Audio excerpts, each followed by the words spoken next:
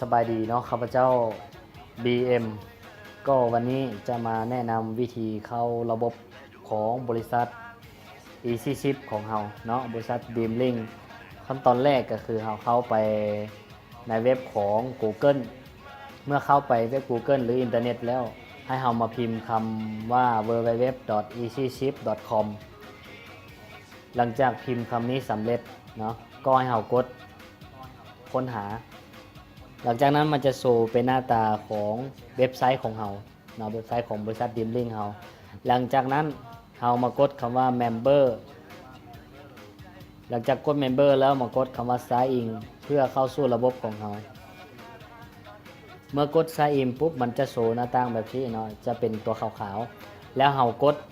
ตัวซองทำยิดมีให้เขียนชื่อเราใส่เนาะหลังจากเขียนชื่อเราใส่แล้วในซองของทำยิดนี้แล้วซองที่2เป็นซองรหัสผ่าน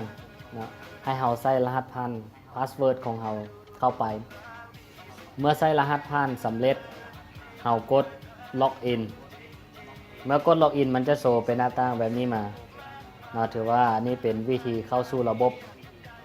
ก็จบเพียงซ้ำนี้เนาะขอบใจติดตามกดไลค์กดแชร์เบอร์โทรด้านล่างเด้อพี่น้อง